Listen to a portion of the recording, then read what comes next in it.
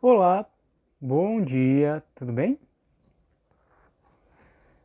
Iniciando aqui o terceiro episódio do programa Constelação Familiar, um caminho para si mesmo ou apenas um caminho para si mesmo. Acho que o nome fica muito comprido, Constelação Familiar, um caminho para si mesmo, vamos deixar só um caminho para si mesmo. Tomando meu café, tomando meu café da manhã e estamos juntos hoje para falar sobre consciência de clã, grupo, culpa e talvez como acelerar um pouco o processo da constelação familiar. Vamos esperar o pessoal entrar no programa, entrar na live, para a gente dar seguimento para o conteúdo bruto, digamos assim, do que nós vamos trabalhar hoje. Aqui em Tramandaí está um clima nublado, eu estou morando aqui em Tramandaí cerca de 3 semanas, 3 semanas é só chuva, e tá uma garoa leve agora. Eu gostaria e tenho esse projeto ainda. Um dia, quando o tempo ajudar, eu vou transmitir da rua, que eu moro aqui na beira do mar praticamente. Então, acho que da rua, com o barulho dos pássaros, barulho da água do mar, fica algo mais agradável.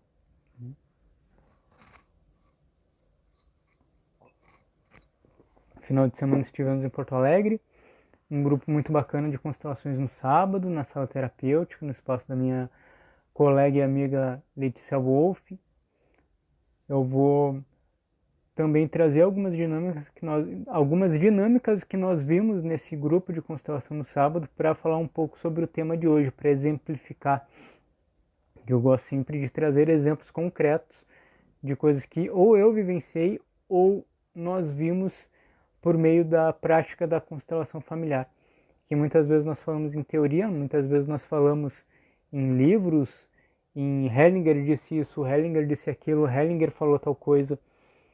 E nós colocamos à prova tudo isso que nós estudamos, que nós falamos diariamente na nossa vida e nos grupos de constelação familiar. Então é interessante nós trazermos aqui alguns exemplos para vivenciarmos, né? Para a gente colorir essas nossas vivências, esses nossos bate-papos aqui, certo? O tema de hoje, que como eu já disse, é consciência de clã e culpa.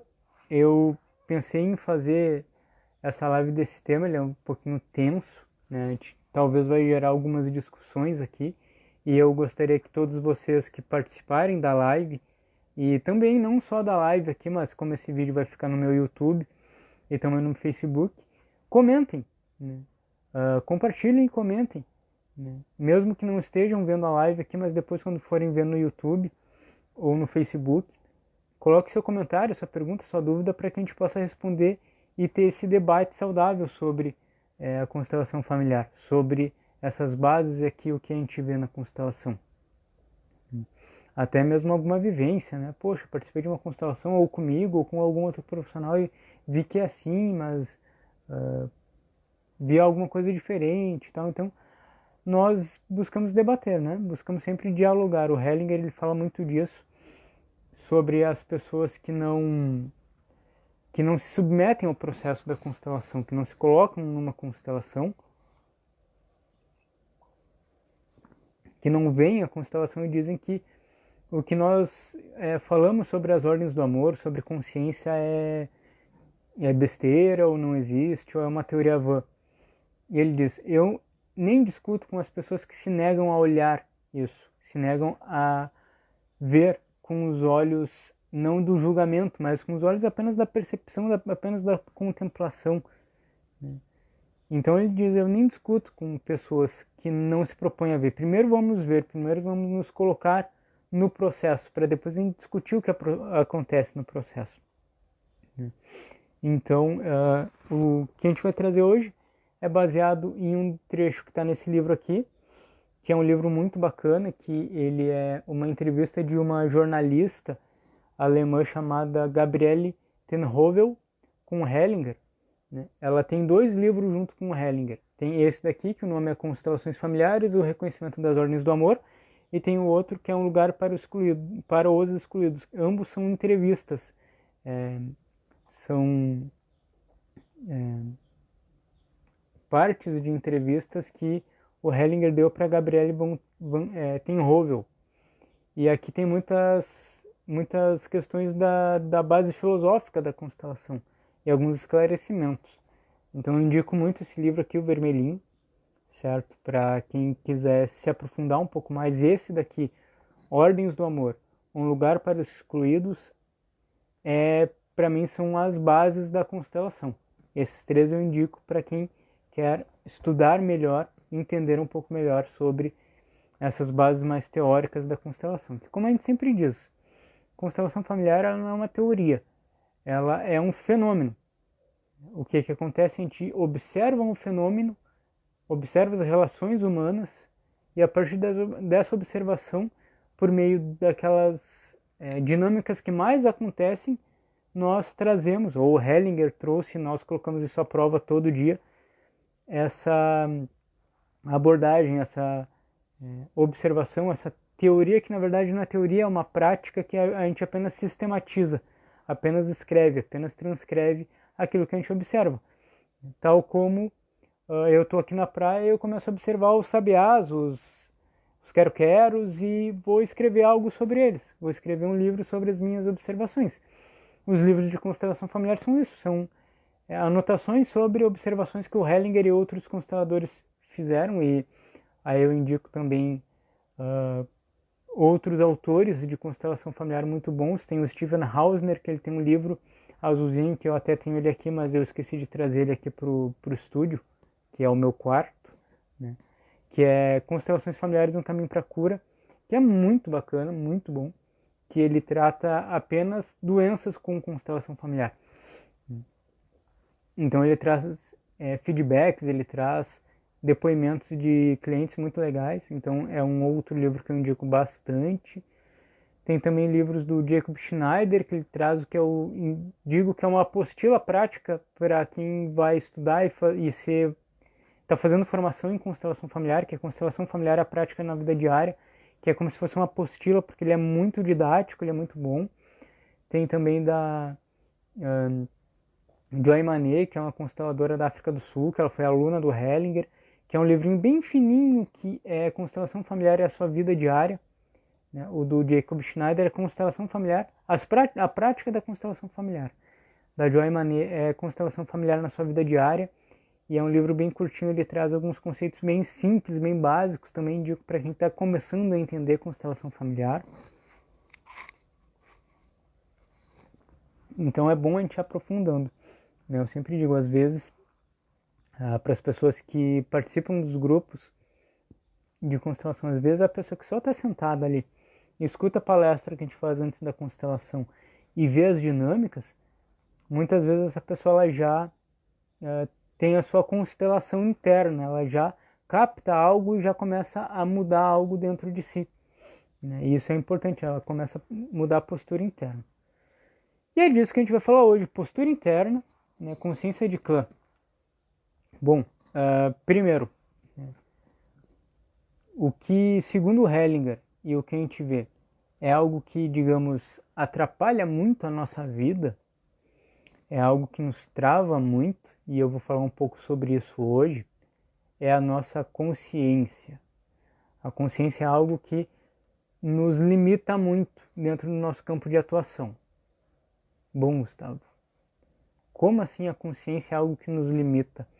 Se tu acabaste, né, em outubro, no mês passado, de participar do Congresso de Cocriação Consciente, que busca a gente expandir a nossa consciência e trazer mais consciência para a nossa vida, né, e criar relacionamentos melhores. O próximo vai ser sobre financeiro, para a gente cocriar de uma forma consciente a nossa realidade financeira melhor.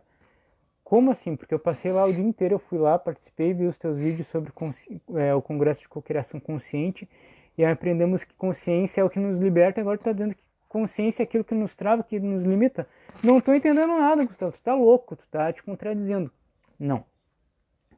O Hellinger fala de consciência num sentido diferente dessa nossa consciência como algo além da mente, como algo além do nosso ego, né? Ele fala de consciência como um plano da nossa mente que segue lealdades invisíveis. Então não é o nosso eu superior, né? A consciência que o Hellinger fala, e ele fala muito disso aqui, não é o nosso eu superior. Então quando a gente fala em constelação familiar sobre consciência, não é aquilo que a gente fala, por exemplo, no Access Consciousness, né? Nas barras de Access ou nos processos lá que Gary Douglas e outros facilitadores criaram.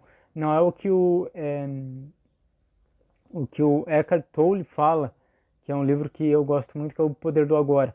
São conceitos diferentes. São a mesma palavra consciência usados com conceitos diferentes, tá? Então, quando o Hellinger fala de consciência, ele não está usando o termo para descrever a mesma coisa que, por exemplo, Chopra fala, né? Consciência é algo que está lá dentro do nosso ser superior.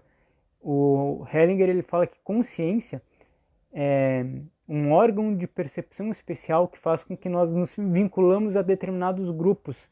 Então, quando a gente fala que o que nos trava, o que nos limita é a nossa consciência dentro da abordagem da constelação familiar, eu peço que vocês esqueçam um pouco sobre o que a gente já ouviu falar de conceito de consciência em autores como Eckhart Tolle, Deepak Chopra, Amit Goswami, né? Aquilo que a gente viu, por exemplo, nos textos e vídeos da Marcia Tessely, que é a nossa parceira e que é a minha amiga que está sempre nos acompanhando. Então, a mesma palavra, mas são conceitos diferentes.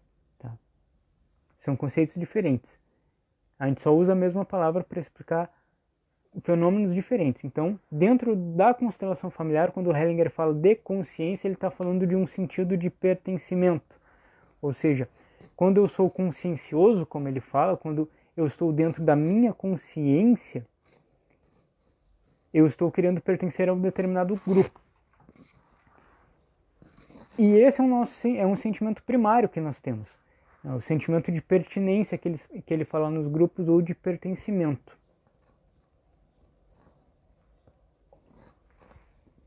Todos nós temos a necessidade de pertencer a um determinado grupo. Isso eu expliquei bastante na nossa primeira live, no nosso primeiro vídeo, ou no episódio 1 do programa Um Caminho para Si Mesmo, que se você não viu, sugiro que dê uma olhada no canal do YouTube ou vá procurar lá na página do Facebook. Mas no canal do YouTube tá mais fácil de achar, tá? Por número de episódio 1, 2, 3 e por aí vai. Então eu aconselho a quem não viu o primeiro episódio do programa que vá lá no YouTube, veja, siga o nosso canal, né, dê o joinha, aquela coisa toda, né, para entender melhor o que a gente está falando aqui sobre pertencimento.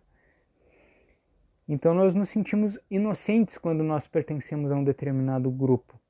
Inocente, quando a gente fala de inocência, nessa filosofia da constelação familiar, a gente fala de sem culpa na consciência. Como se a nossa criança interior estivesse tranquila, ela estivesse em paz, porque ela pertence à família. É como a criança que quer agradar a mãe. Então ela, para agradar a mãe, ela faz algo que ela não tem muita consciência do que é. Ela não entende o que é certo e errado, ou bom e mal. Ela só faz algo para agradar a mãe. Se ela vê, por exemplo, que a mãe tá chorando, que a mãe tá doente, ela quer agradar a mãe, quer dar um presente para a mãe, vai lá no jardim da avó, que ela planta roseiras e arranca uma rosa do jardim da avó e dá para a mãe, né? Mas ela não tem noção de que aquilo ali não é para fazer, que a avó não quer que mexa na roseira, alguma coisa assim. Estou dando um exemplo bem simplório, tá? Bem simples para que todos nós entendamos o que é essa consciência de clã, o que é ser culpado ou inocente. Então, quando eu faço algo que me vincula ao meu sistema, independente de ser o bom ou o mal, eu me sinto inocente. Eu fico com a consciência tranquila, porque a minha vinculação àquele clã está assegurada. Isso, um exemplo um pouco maior, um pouco mais complexo. Oi, Rosana, bom dia, tudo bem? Rosana, amiga de Rio Pardo, terapeuta, muito obrigado por vir. Fico muito feliz por a gente compartilhar esse momento. Um outro exemplo de consciência de grupo, para que a gente entenda também um pouco mais, é quando eu tô indo passear, né? Poxa, tô indo, sei lá, sou de Sapucaia, né? Para quem é da região metropolitana de Porto Alegre, sabe que a gente tem o Transurb que liga Porto Alegre até Novo Hamburgo ou Sapucaia, não lembro bem. Mas enfim, eu sou de uma dessas cidades e eu vou passear em Porto Alegre, eu só quero dar uma volta em Porto Alegre. Então eu peguei o trem, desci na estação Mercado Público, que é em Porto Alegre a estação mais cheia do Transurb, do metrô. E eu tô de boa, eu tô tranquilo, eu quero só passear, mas daqui a pouco quando eu vejo eu tô saindo correndo, eu tô caminhando em passos rápidos, respiração ofegante. Aí eu paro, poxa, por que eu tô correndo? Eu tô indo passear, eu tô indo ver um filme no cinema, alguma coisa assim. Mas eu olho as pessoas na minha volta, todos eles estão correndo, todos eles estão apressados porque estão indo para o trabalho, estão com pressa e tal. O que aconteceu? Eu segui a consciência daquele clã, daquele grupo onde eu estava inserido naquele momento. E por impulso eu fui rápido. Não precisava ir rápido, mas aquela turba, aquele sentimento coletivo me impulsionou inconscientemente, o meu inconsciente para caminhar rápido. Então eu fiz isso no impulso. E quando a gente segue esse nível de consciência de clã, a gente faz tudo no impulso. O Hellinger diz, né? Ele está acima até ele é posterior até ao nosso superego, porque o nosso superego, quando nós estamos cientes, né? E o nosso superego é quando a gente chega nessa consciência que, por exemplo, o Eckhart Tolle fala, que é de observar o nosso pensamento. Nós chegamos na percepção do superego. Então nós podemos observar o nosso pensamento e dizer: ah, ok, estou pensando isso de novo, essa besteira de novo. Quando a gente está meditando, a gente está no superego, né? Mas essa consciência de clã, ela está até além do superego, porque eu não consigo chegar nela de uma forma meditativa, né? Porque ela é um instinto meu. Ela faz com que eu deliberadamente, ou não, ou inconscientemente, melhor, mesmo sem tentando observar, eu atue de uma determinada forma. Então nos guia de uma forma totalmente inconsciente. Nós somos levados, né? Como se a gente estivesse boiando no mar e a onda nos leva. Só isso, ela só nos leva essa consciência de grupo. Então a gente não tem muito controle sobre isso. A gente apenas vai. Né? E a gente vai sentindo inocente. A gente vai sentindo que a gente está fazendo a coisa certa. Né? Como a criança que arranca a roseira lá da horta da avó para dar para a mãe que está se sentindo triste. E num nível inconsciente, num nível maior, muitas vezes nós nos sacrificamos por isso. Aí pegamos esse exemplo da criança que arranca uma roseira, né, e dá para a mãe, para ela se sentir feliz. Às vezes a mãe, ou o pai, ou a avó, ou avô, ou qualquer antepassado nosso, ou membro do nosso clã, está num sofrimento, está doente, ou tem um destino difícil, ou tem um vício, alguma coisa assim. E o nosso inconsciente, então, para ele ficar inocente, para ele se sentir inocente, independentemente de julgamento, se isso é bom ou mal para mim, se eu vou sobreviver ou não a isso, ele segue aquele destino. Ele segue, né, aquele clã ou aquele destino difícil daquele familiar, para ele ficar tranquilo, porque agora eu pertenço, né? E eu sempre dou nos grupos e também nos vídeos, quando a gente fala sobre isso, a questão da prosperidade.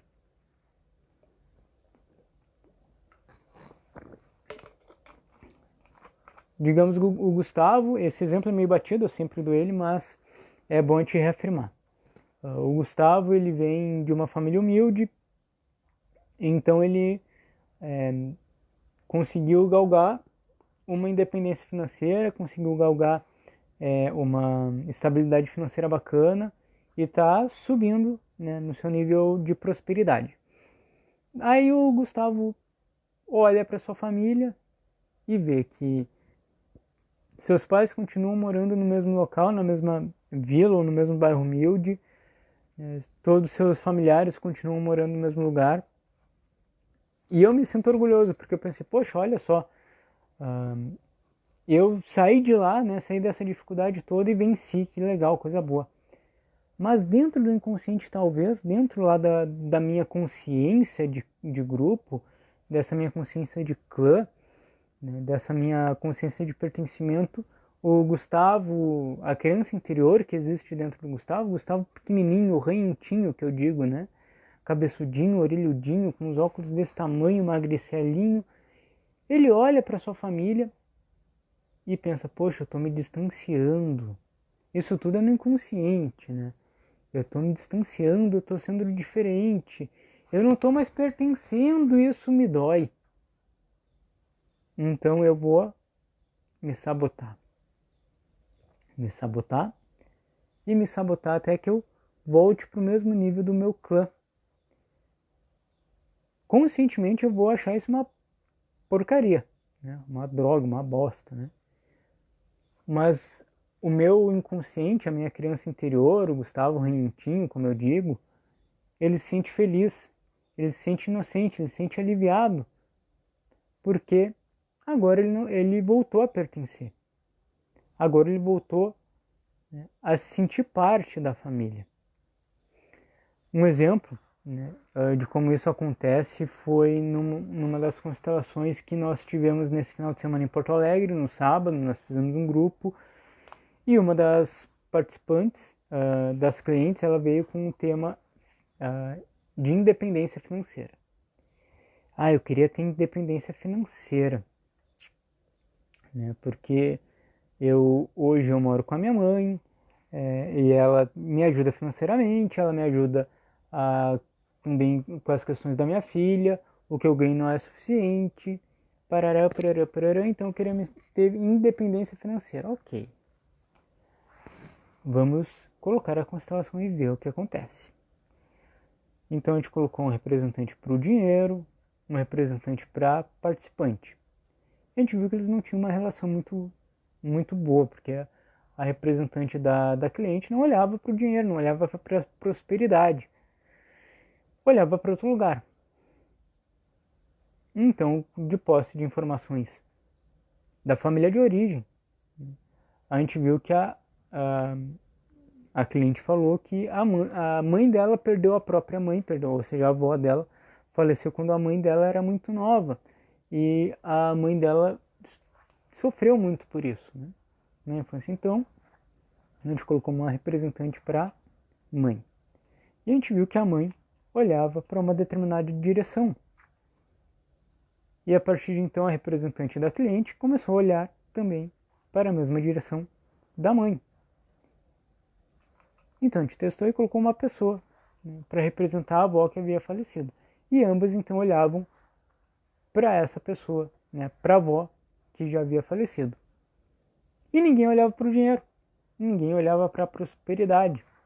A prosperidade estava lá, até o representante da prosperidade dizia, olha, eu queria que todo mundo fizesse alguma coisa, se mexesse, mas ninguém está fazendo nada. E ninguém nem bola para a prosperidade, todos estavam olhando um sofrimento, né? E o que nós vimos então? Que por lealdade, por amor, a cliente estava seguindo a mãe num sofrimento, estava querendo sofrer no lugar da mãe, né? Mãe, eu sofro e eu fico contigo no teu sofrimento para te acompanhar. Então não é que a cliente tinha um problema com prosperidade no sentido que o dinheiro não olhava para ela, alguma coisa assim, né? Mas ela não conseguia olhar o dinheiro porque ela estava acompanhando a mãe num sofrimento. Ela não conseguia se desligar daquilo e ir para a vida. Então a gente fez frases de cura, né? E entre essas frases de cura ou frases de solução, né, uma delas foi fazer com que a cliente entrasse na constelação, olhasse para a representante da mãe e dissesse, né, olhando para os olhos da mãe: mãe, esse peso é teu, essa carga é tua, eu me libero, eu vou para a vida. Ela olhava para a mãe e começou a chorar muito e disse para mim: Gustavo, isso é difícil, né? Eu não consigo, né? Eu sinto culpa por falar isso. Exatamente. Aí que a gente chega, né, ao pulo do gato, digamos assim. A culpa. a gente tem que sentir um pouco de culpa para evoluir, para crescer. O crescimento, ele pressupõe culpa. Essa culpa inconsciente. Essa culpa de eu ter que olhar para minha mãe, por exemplo, essa cliente, né, ter que olhar para a mãe dela, dizer para a mãe dela: mãe, eu não posso sofrer por ti. Tu vai ter que ficar sozinha no teu sofrimento. E eu vou para a vida. E ela vai ter que então deixar a mãe sofrendo um pouco sozinha. Porque, por óbvio, eu não constelei a mãe dela, né? Eu não resolvi a questão da mãe dela, porque a mãe dela não estava ali. O que a gente fez foi um movimento sistêmico de fazer com que as duas olhassem para a avó e dissessem: agora eu fico um pouco mais na vida e deixo você, daqui a um tempo eu lhe acompanho. Mas a dinâmica principal, que era da minha cliente, era em relação a esse sofrimento da mãe, né? Acompanhando a mãe nesse sofrimento. Então, o movimento de solução seria essa cliente se afastar desse sofrimento da mãe e ir para a vida, mesmo que isso pesasse na sua consciência, ela tivesse que sentir esse peso de deixar a mãe sozinha no seu sofrimento. E isso às vezes é necessário, a gente deixar, né, a mãe um pouco sozinha, ou o pai, ou algum ancestral um pouco lidando com a sua carga, porque aí a gente entra um pouco na lei de hierarquia, né? O que a lei da hierarquia fala? Que aqueles que vieram antes no sistema familiar são grandes e aqueles que vieram depois são pequenos, por óbvio, né? E o peso que o grande pode suportar, ele é demasiadamente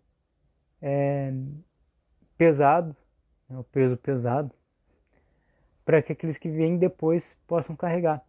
Ou seja, se eu vejo que a minha mãe sofre, ou meu pai sofre, ou meu avô, avó, alguma coisa assim sofre, por lealdade ao clã, por amor, por essa consciência de pertencimento, né? Essa consciência de clã, geralmente nós queremos agarrar aquele sofrimento e dizer: não, eu tomo um pouquinho dele para mim para aliviar um pouco a tua dor, é por amor, né? Só que isso é muito para a gente carregar na nossa vida. Então a solução é a gente se sentir um pouco culpado, né? A gente se sentir culpado, deixar esse peso com quem é grande e levar a nossa vida. Em uma constelação que eu fiz há um tempo atrás, a cliente também, né, apresentou essa dinâmica de olhar para a mãe num sofrimento de acompanhar e dividir, né, ou querer... Oi, Eva, bom dia, tudo bem? Ah, muito obrigado, saudade, né? Que bom que está conosco, muito obrigado. Então, essa cliente, então, ela trouxe também uma dinâmica muito parecida, né?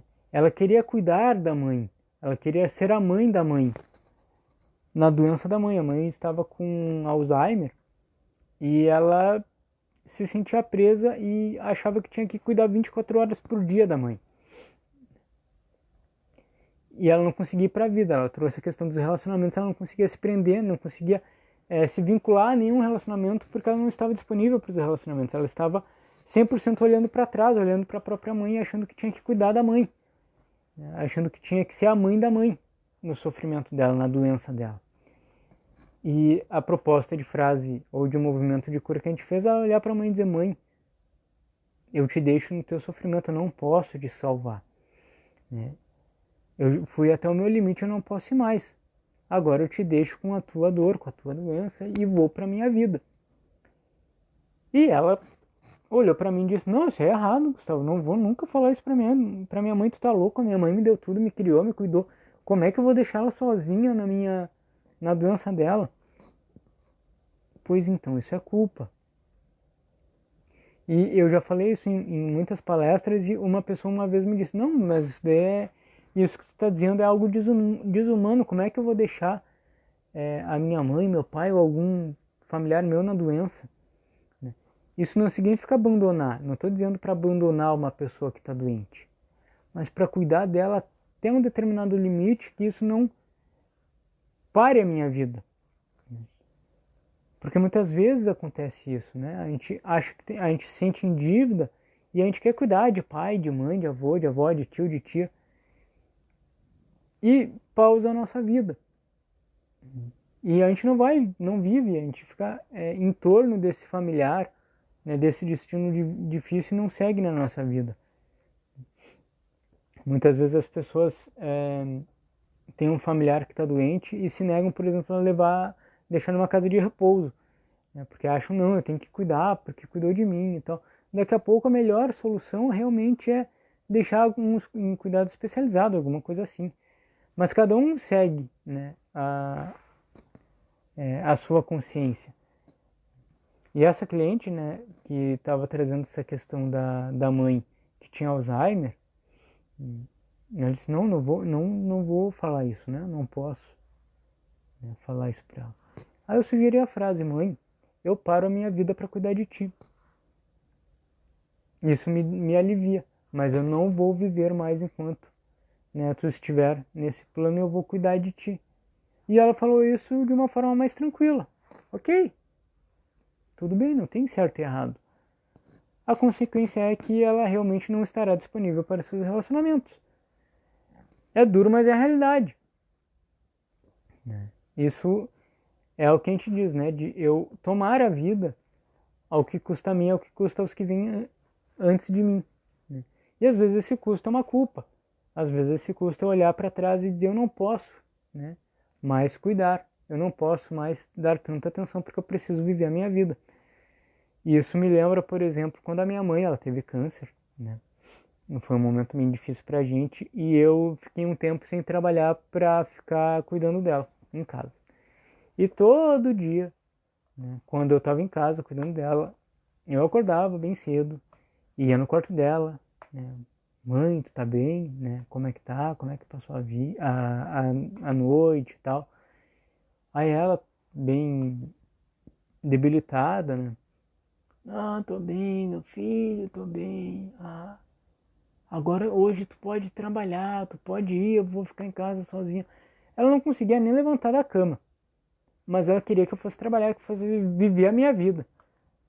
E para mim isso é um exemplo vivo do sentimento, né, que os pais têm em relação aos filhos. Os pais dão a vida para os filhos para que os filhos vivam a vida. Eu costumo dizer, né, filho não é previdência privada, filho não é plano de aposentadoria. Pai ou mãe nenhuma dá a vida ao filho para que ele cuide ou seja mantenedor na sua velhice. Isso vai contra o fluxo da vida, né? Os pais dão a vida para os filhos para que os filhos passem ela para frente, cuidem daqui a pouco da sua própria prole, da sua própria vida e por isso mais. Então a vida é sempre um fluxo para frente, é sempre um rio, né? Por mais duro que isso seja, a gente admitir isso, né? Esse rio, que é a vida, ele só anda numa direção. Se eu fico olhando para trás e quero cuidar dos assuntos daqueles que vieram antes de mim, eu vou fazer uma barragem nesse fluxo da vida e a vida não vai fluir. Então eu cuido daqueles que vieram antes de mim conforme as minhas possibilidades, conforme aquilo que eu posso fazer. E eu vou dormir, às vezes, um dia ou outro, com a cabeça um pouco mais pesada de culpa no travesseiro. Porque a gente vai evoluindo, a gente precisa cuidar da nossa família, a gente precisa cuidar dos nossos assuntos e deixar os assuntos daqueles que vieram antes com eles. E eles são sempre grandes, eles são sempre maiores do que a gente. Lembro de uma outra constelação que eu fiz com um rapaz e ele disse, poxa, Gustavo, a minha vida toda tá travada. E a gente foi conversando, né, fazendo anamnese, ele falou, não, é que eu tenho que cuidar da fazenda do meu avô, que o meu avô, ele já está um tanto quanto velhinho, e eu vejo que meus tios e o meu pai brigam muito por conta dessa fazenda, não sabem o que vão fazer por conta dessa fazenda do meu avô, e eu vou lá e eu tenho que me meter para cuidar do assunto deles. Aí eu pergunto para ele, tá, mas qual a repercussão disso na tua vida? Não, nenhuma, eu não quero nem saber daquela fazenda, eu tenho a minha independência financeira, eu não quero nem isso como herança, né? Eu quero que eles só apenas se resolvam, que eles parem de brigar. Tá? E o que isso, na prática, o que isso te... Eu perguntei para ele, o que isso te traz na tua vida na prática, né? Não, é incômodo para mim e tal, né? Porque eu vejo meus tios brigando e tal. Eu, tá, mas por que tu tá te metendo nisso que é um assunto dos teus tios? Se tu tem a tua vida, se tu tem a tua, né, a tua profissão, por que tu te mete nisso? Ele, pois é. E a gente foi ver, ele estava seguindo um padrão. Porque o pai dele fez a mesma coisa em relação ao avô dele, que fez a mesma coisa em relação ao bisavô dele. Então tinha esse padrão de os menores quererem cuidar dos maiores. E isso estava realmente dificultando a vida dele, porque ele tinha uma filha pequena e não conseguia dar atenção para a filha, porque ele saía do trabalho dele, ou quando ele estava trabalhando, ou cuidando dessa fazenda dos tios dele, do avô e dos tios. Então o movimento de solução foi olhar para os tios, olhar para o avô e dizer muito obrigado por aquilo que vocês me deram. Eu não posso pagar, eu não posso devolver isso. Eu apenas deixo o que é de vocês com vocês e sigo a minha vida. E olho para o que realmente importa agora na minha vida, que é a minha filha. Agora ficou disponível para ela para ser um pai, talvez completar aquilo que vocês não puderam fazer. Então esse é um movimento da vida, ir para frente e deixar o problema dos grandes com os grandes. Às vezes isso é difícil de a gente aceitar. Às vezes a gente tem culpa, mas é o que a gente precisa fazer. E isso é o que faz com que a constelação ela acelere o seu processo, o seu resultado.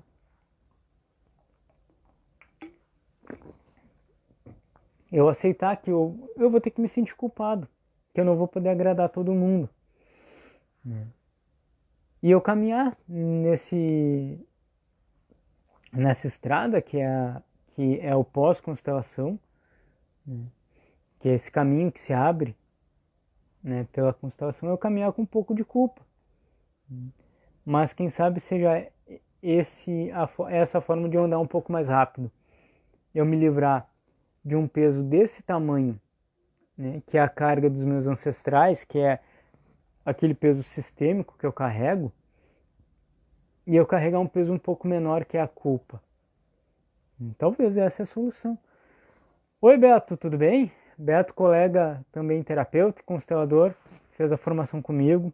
Muito obrigado por vir. Me sinto muito honrado com a tua presença.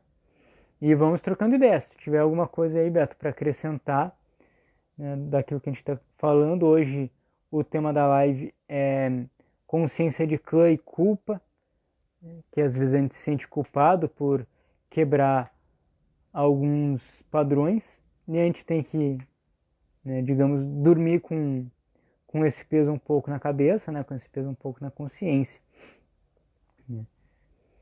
E volto a dizer, isso às vezes é um pouco pesado, é indigesto a gente ouvir isso, a gente encarar isso, né? Porque a gente tem essa sensação de gratidão com o nosso clã, né? De não poder abandonar o nosso clã, de poxa, fizeram muito por mim, como é que eu vou apenas ir para a vida e cuidar das minhas coisas? Isso é egoísmo, Gustavo, tu está sendo egoísta e tal. Não é egoísmo, né? Na verdade, egoísmo é o contrário. É eu me achar importante demais, tão importante dentro do meu sistema familiar, que eu tenho que carregar a dor de todo mundo. Que eu tenho que carregar a dor de todo mundo. Isso é egoísmo. Quando eu me acho mais importante, mais forte do que os meus pais ou os meus avós. Isso é egoísmo, né? Como a gente aprendeu, e a Roseli Silva, que é a minha professora, minha trainer em constelação, ela dizia, né? É como se a criança interior vestisse a capa do Superman, ou se é uma menina, ela pegasse o laço da Mulher Maravilha e achasse que ela é a super-heroína ou o super-herói que pode salvar a família inteira. Que ela é mais forte que todo mundo. Não, eu sou mais forte que meu pai, eu sou mais forte que a minha mãe, eu sou mais forte que meu clã todo que vem atrás de mim, então eu dou conta, né? Joga no meu colo que eu dou conta. Isso é egoísmo. Isso é eu achar que eu sou importante demais, quando na verdade nós estamos apenas na ponta, né? Nós somos os menos importantes do sistema. Nós estamos ainda criando a nossa vida, o nosso caminho. Então é uma humildade muito grande, é um ato de humildade muito grande quando a gente faz, né, dá esse passo de, dentro da nossa mente, a gente olhar para trás, se ajoelhar ou se colocar bem pequeno daqueles que vieram antes da gente, e apenas dizer eu não posso, né? Eu sou pequeno demais para isso. A minha vida já é um tanto quanto complicada para eu levar ela adiante. E se eu levar o peso de todos vocês, eu vou acabar não podendo levar essa vida que vocês me deram adiante, né? Então, na verdade, uma humildade muito grande. Isso realmente é ser humilde. Quando eu reconheço o meu lugar no sistema, o meu lugar de pequeno no sistema. Né? O meu lugar de que eu não posso fazer mais nada além do que viver a minha vida. E ao viver a vida, aquilo que eu digo, né? A gente seguir o nosso propósito, que o nosso propósito pode ser o pipoqueiro da esquina, ser o CEO do Google, né? Fazer trabalho voluntário na Angola, né? Ou gerar empregos com a minha empresa, enfim. Aquilo que eu sinto que dentro de mim é o meu propósito, eu fazer isso com o coração, com o servir, né? Com o melhor de mim. Isso é seguir o seu propósito. Isso é honrar a vida e agradecer a vida que recebeu. Eu me sacrificar de uma forma egoísta, achando que eu sou o mais importante de todos, que eu tenho que carregar o peso de todos, que eu tenho que salvar todos, isso sim não é servir a vida. E muitas vezes a gente quer carregar esse peso e a gente abdica da nossa vida.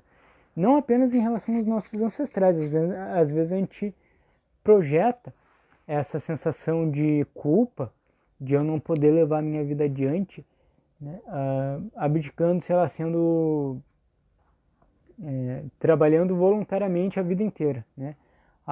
Eu ganho X e eu vou dar 90% do que eu ganho para caridade, né? Ou, eu vou viver de uma forma muito humilde, eu vou viver peregrinando pelo mundo, né? Ajudando outras pessoas. Isso é legal, ok, tudo bem. Mas se a gente fizer uma autocrítica, a gente olhar dentro da gente, talvez a gente não esteja com culpa, né?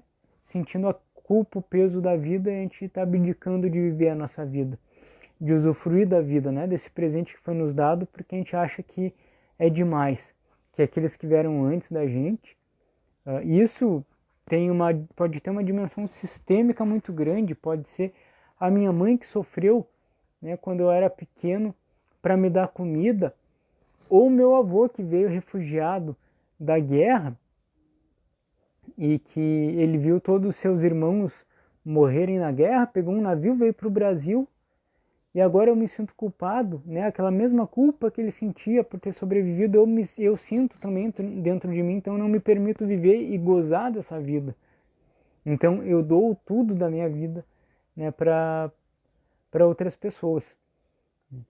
Se daqui a pouco a gente fizer essa autocrítica, a gente olhar, né, dentro de uma constelação, a gente pode ver que esse sacrifício, que essa atitude muito humilde, de um sacrifício muito grande, é uma tentativa de compensar, né, esse peso que a vida traz para mim.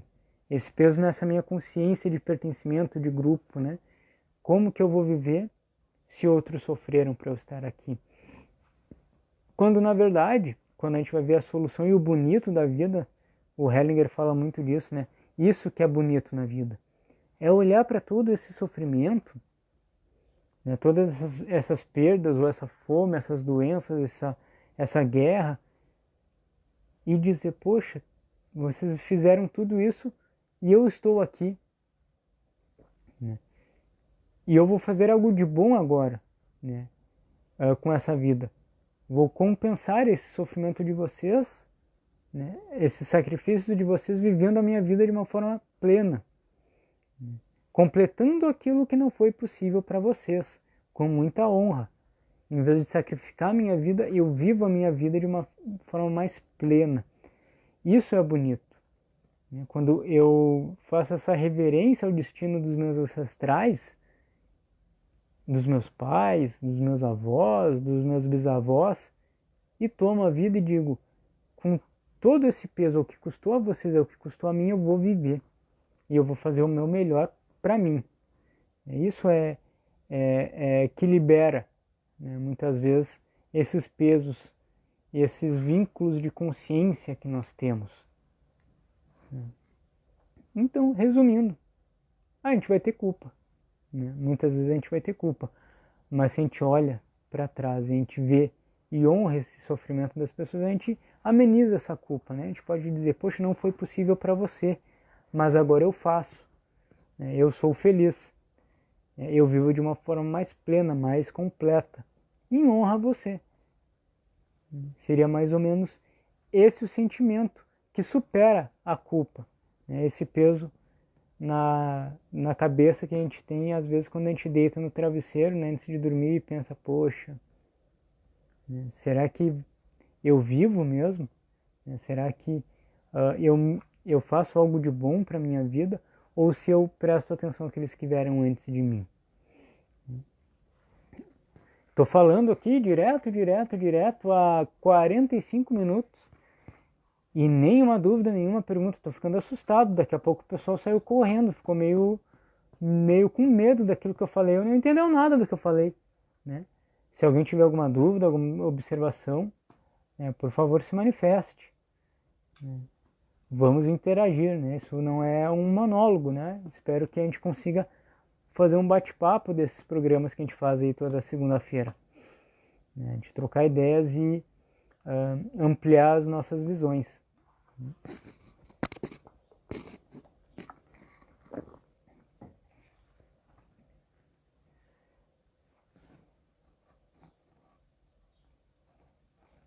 Bom, como eu disse, né, essa live de hoje é uma reflexão, né, trazer um pouco sobre o que o Hellinger traz nesse livro aqui, que para mim é sensacional. Ele é fininho, ó, ele é bem pequenininho, mas ele traz muita coisa bacana, né? Muitas reflexões que ele teve a partir dessa observação das constelações familiares.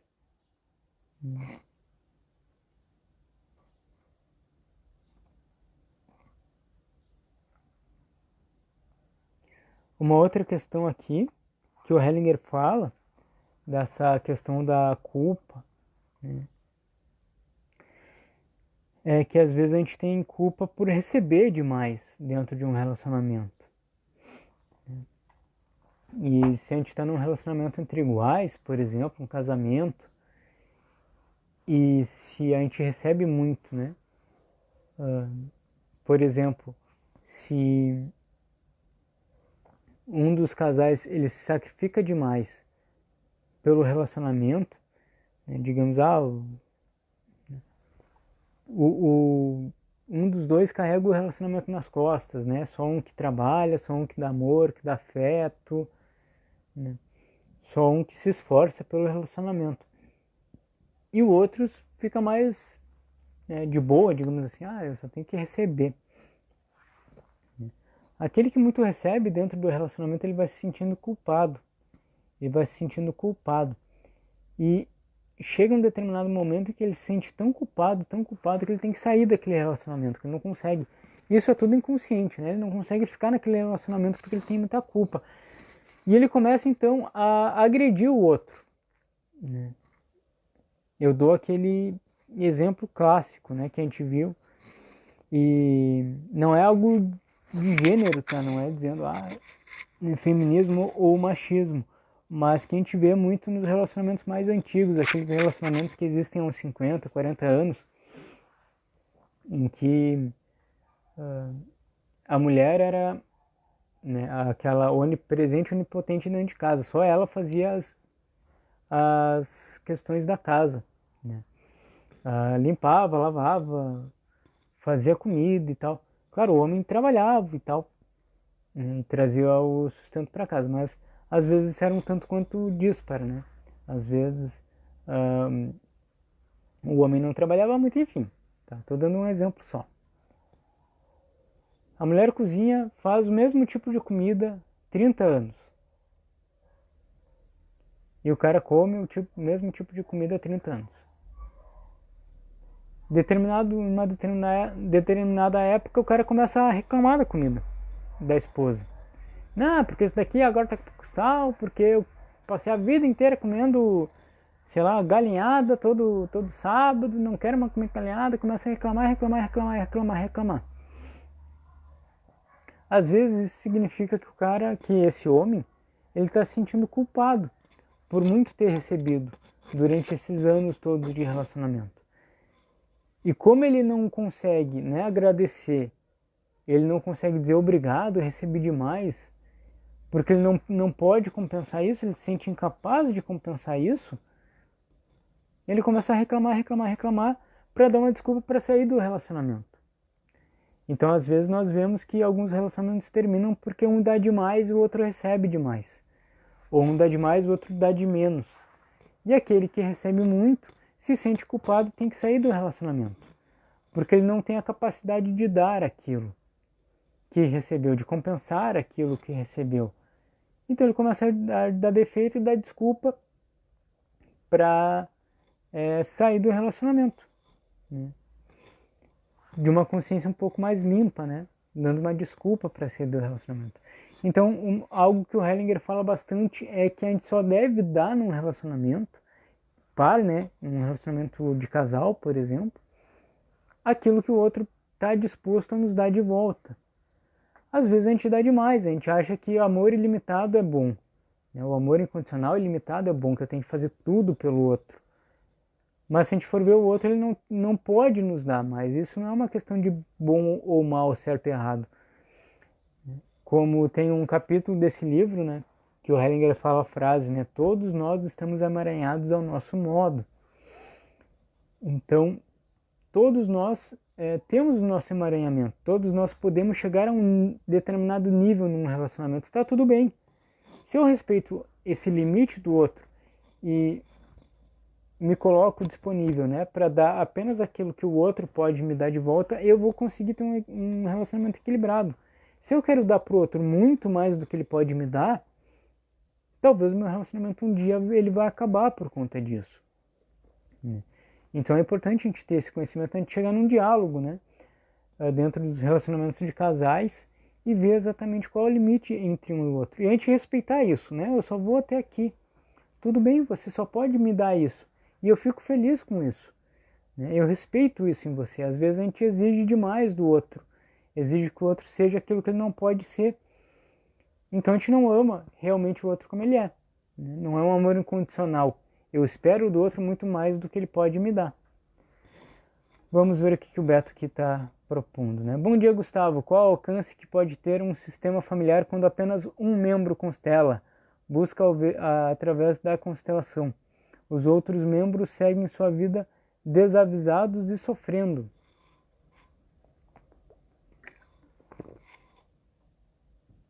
Bom, né, o que o Beto pergunta aqui, pelo que eu entendi, se o meu entendimento da pergunta for diferente, Beto, tu me corrige, tá?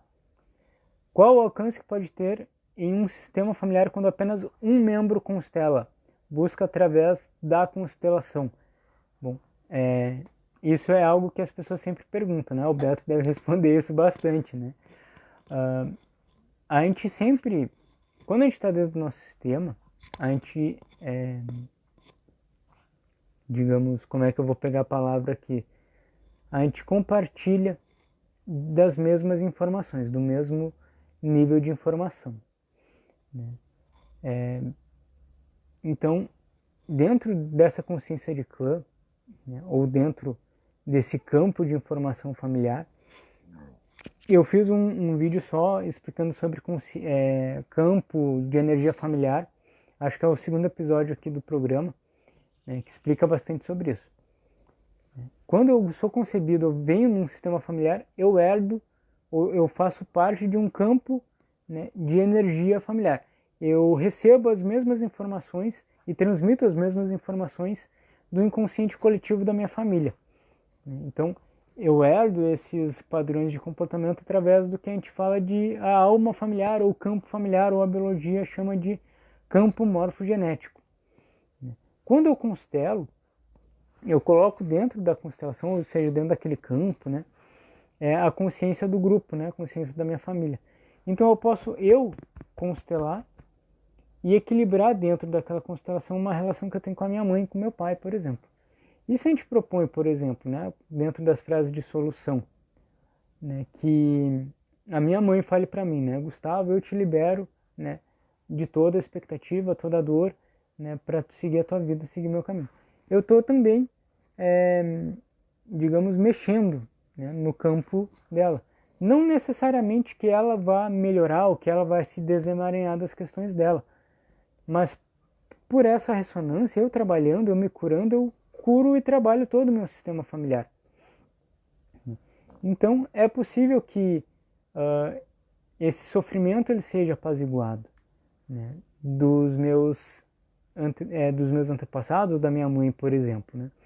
Nesse final de semana, na constelação que a gente fez, desse exemplo que eu citei lá no início do vídeo, né, a gente colocou no campo a representante da mãe dessa menina que estava seguindo a própria mãe na morte, que estava sofrendo pela morte da própria mãe. Então, uma frase de cura que a gente fez foi fazer com que a mãe, né, sugerir que a mãe olhasse para a avó da cliente, para a própria mãe, e dissesse: mãe, eu fico na vida. E daqui a pouco eu acompanho você, no meu tempo eu vou te encontrar, mas me abençoa se eu fico na vida. E aquela representante sentiu um alívio muito grande. Então, na constelação, quando um vem buscar a constelação, talvez a gente consiga curar todo um sistema, a gente consiga aliviar todo um sistema, né? A gente consiga dissolver toda aquela solução. É muito possível, né? Porque vai reverberar em todos aqueles membros da família, aquela constelação. Não sei se eu expliquei bem, acho que eu enrolei um pouco, né, Beto? Não foi muito claro, mas quando um se cura, isso é uma frase que tem no livro do Stephen Hausner, que ele disse, né? Quando um do sistema se cura, o sistema todo se cura. Quando um olha para aquela dor, para aquele sofrimento, alivia o sofrimento de todos os outros. Quando um libera isso dentro de si, libera todos os outros. Então, sim, quando um constela no sistema, é muito possível que os outros mudem, né? Que os outros possam aliviar esse peso que eles carregam, porque a gente lida de uma forma sistêmica. Não sei se eu fui muito claro, se eu enrolei alguma coisa, né? O Beto pode me dar o feedback dele aí, né? Mas de qualquer forma eu sugiro, né, para o pessoal que tá vendo a live, que busque no YouTube ali o segundo episódio do programa, né, Um Caminho para Si Mesmo, que eu falo exatamente sobre campos mórficos, campo de o inconsciente coletivo, né, e esse campo morfogenético que nos cerca, né, nos domina dentro desse nosso inconsciente coletivo, dessa nossa consciência de clã.